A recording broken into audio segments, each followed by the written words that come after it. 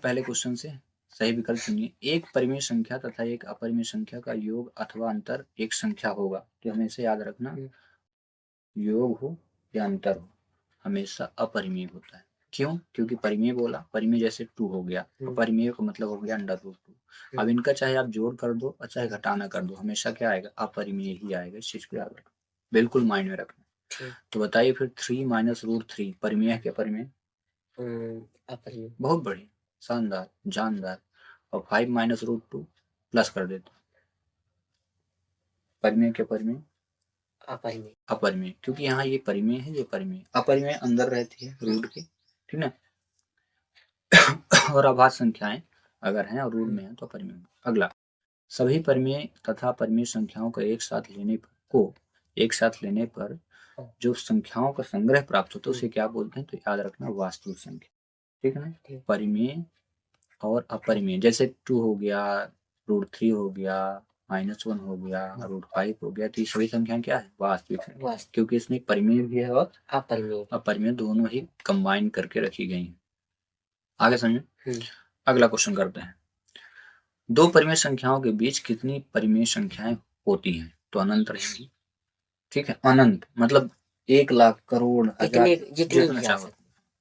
सबसे छोटी पूर्ण संख्या, तो पूर्ण संख्या सबसे छोटी होती है 0, क्योंकि पूर्ण संख्या की शुरुआत होती है 0 से। 0, 1, 2, 3 ऐसे, ठीक है। तो आपको यहाँ पे 1, 2, 3, 4 ऐसे करके फिल करना है। तो पहले में आंसर क्या आया था? अपरिमेय, अपरिमेय संख्या। इसको इंग्लिश में अगर हम बात करें तो उनको बोलते हैं इरेशनल नंबर, इरेशनल नंबर, ठीक है।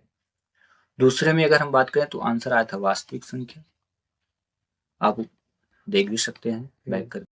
और तीसरे का जो आंसर आया था वो अनंत, अनंत परिमेय संख्या हो सकती है, ठीक है। रही बात चौथे की, तो उसका आंसर है 0। इसलिए सरकार ने ऐसे मॉड्यूल तैयार किया है कि बच्चे इसकी प्रैक्टिस करें और होशियारी के साथ टीचर करवाएं भी। मजा तब है, हाँ, बच्चों को समझ में आना चाहिए।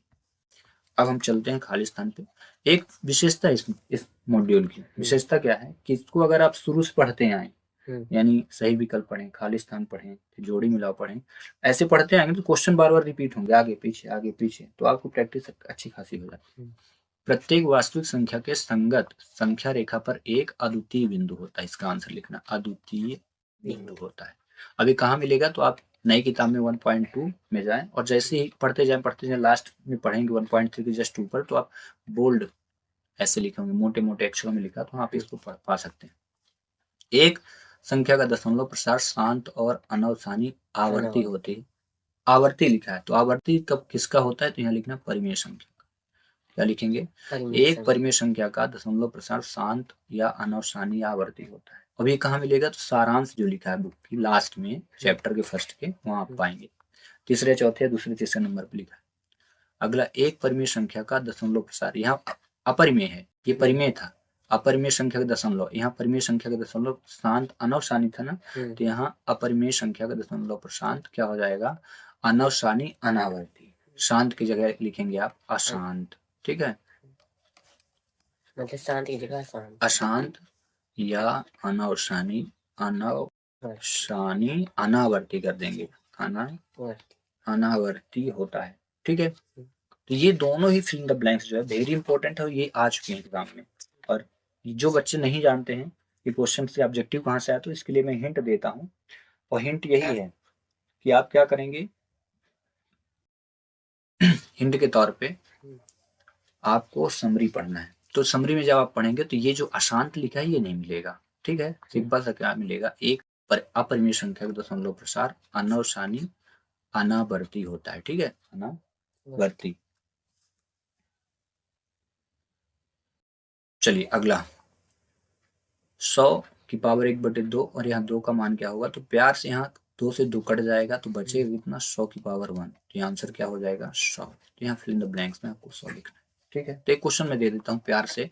अगर मान लीजिए 50 लिखा है और इसकी पावर 1/3 लिखा है और इसके बाहर 3 लिखा है, तो इसका आंसर क्या होगा? इसका आंसर जो भी हो, इसका आंसर आपको कमेंट्स करना है।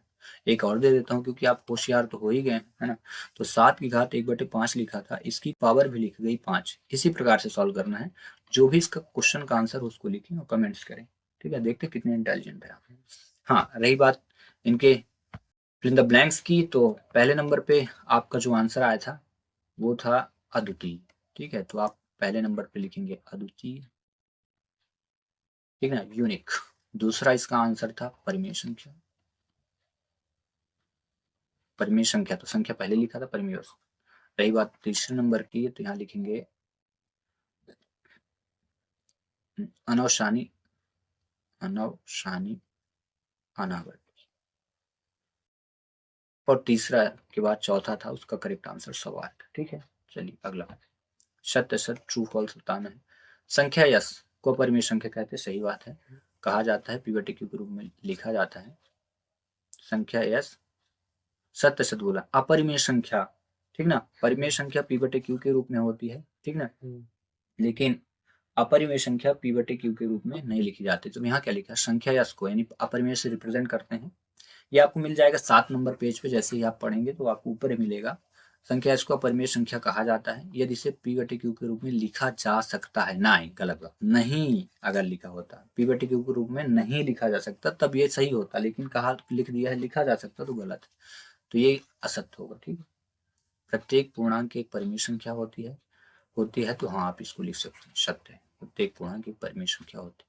प्रत्येक अपरिमेय संख्या एक वास्तविक संख्या होती है, बिल्कुल लिख सकते हैं कि प्रत्येक अपरिमेय संख्या एक वास्तविक संख्या होती है। पहला वाला असत्य था, ठीक है, इसका ये प्रत्येक अपरिमेय संख्या वास्तविक, क्यों, क्योंकि वास्तविक संख्या ऑब्जेक्टिव में हमने पढ़ा, वास्तविक संख्या किसे कहते हैं, परिमेय और अपरिमेय को वास्तविक संख्या बोलते हैं। तो जितनी अपरिमेय संख्या वास्तविक संख्या क्यों नहीं हो सकती, क्योंकि इसमें रहती है जितनी अपरिमेय। अब प्रत्येक परिमेय संख्या एक पूर्णांक होता है, प्रत्येक परिमेय संख्या एक पूर्णांक तो नहीं, ये हो जाएगा सत्य, ठीक है। प्रत्येक अपरिमेय संख्या एक पूर्णांक होता है, तो आपको ये लिखना है असत्य, ठीक है ना।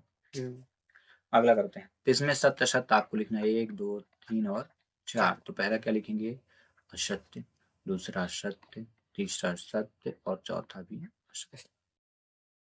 एक शब्द या वाक्य में उत्तर दीजिए, एक परिमेय संख्या का दशमलव प्रसार किस प्रकार का होता है, तो लिखेंगे शांत, ये खाली स्थान में आया था, शांत अथवा अनौशानी, अनौशानी, परिमेय लिखा है, परिमेय का अनावर्ती नहीं, आवर्ती, आवर्ती, ठीक है।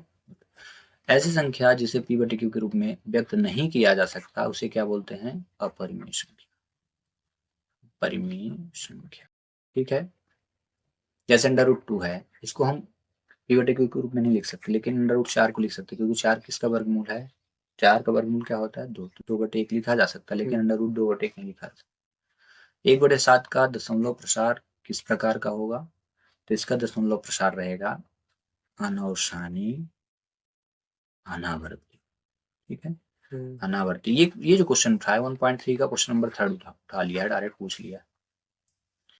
1/7 और 2/7 के बीच एक अपरिमेय संख्या बोला है, तो आप प्यार से क्या करिए, 1 लिखिए और 1 में 7 का भाग कर दीजिए, पॉइंट लगाया तो 1 आया, पॉइंट लगाए, 7 1 कम 7, मैंने इसको एग्जैक्ट मान लिया तो 3 आया, ठीक ना, 7 चौक 28, ऐसे कर दिया। तो ये 0.14 मतलब 1/7 को मैंने डिवाइड किया तो 0.14 रख लिया, ऐसे 2/7 को भी कर लेता हूँ 7 से, तो 7 0 आया, 2 पॉइंट लगा दिया, 20 को 7 दूनी 14, 6 7 8 56 0.28, तो दूसरी वाली वैल्यू बन गई यहाँ पे 2/7 को मैंने लिखा 0.28। अब बोला है इनके बीच एक अपरिमेय संख्या, तो कुछ भी आप लिख दीजिए, आप लिख सकते हैं 0.14 लिखा है ना, 15 लिख दीजिए, 015 00 15 ट्रिपल, ऐसे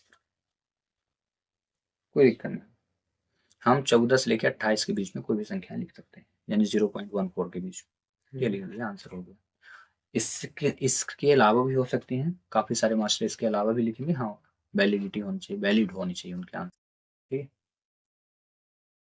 अब आते हैं मैच द कॉलम। ये जितने भी मैच द कॉलम है ये आपके ऑब्जेक्टिव क्वेश्चन इंपॉर्टेंट है, समरी से भी आए हैं, क्वेश्चन से भी आए हैं। तो अब पहले हम क्या करते हैं, सरल सरल देख लेते हैं।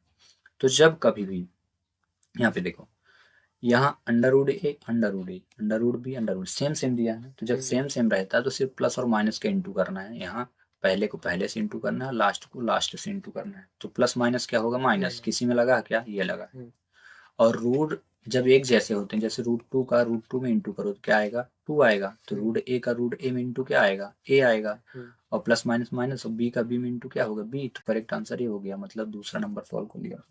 ठीक है, आगे यहाँ पे हम 12 को जैसे 3 से भाग किया तो 4 आया, रूट लगा ही था, 4 का भी वर्गमूल क्या निकला था, 2।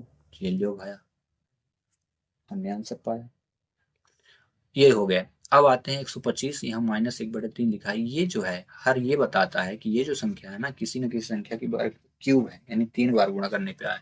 तो क्योंकि हम पढ़े हैं 1 का क्यूब जो होता है 1, 2 का 3 बार गुणा होता है 8, और जब हम 3 को 3 बार गुणा करते हैं तो 27 आता है, 4 को 3 बार गुणा करने पर 64 आता है, और 5 को जब 3 बार गुणा किए थे तो 125 मिला था।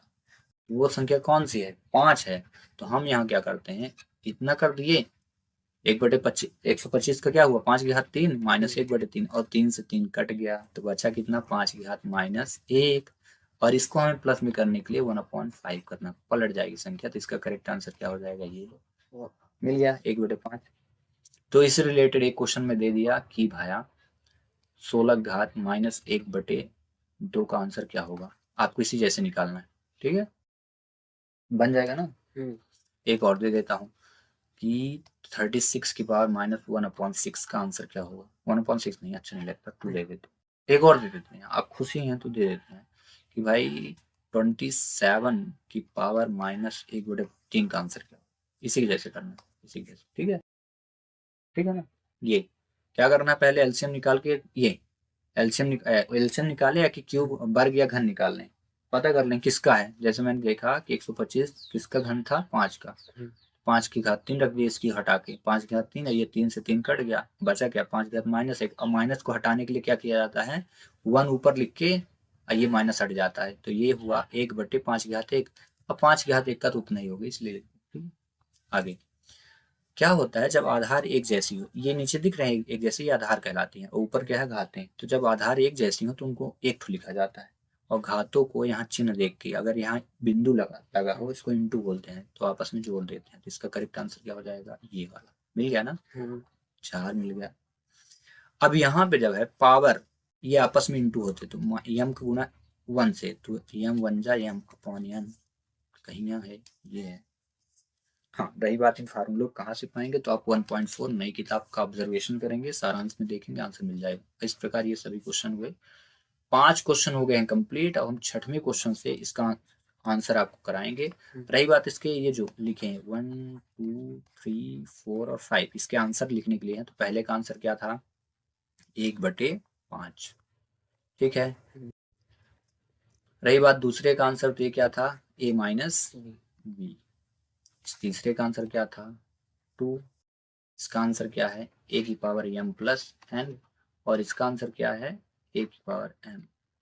ठीक है,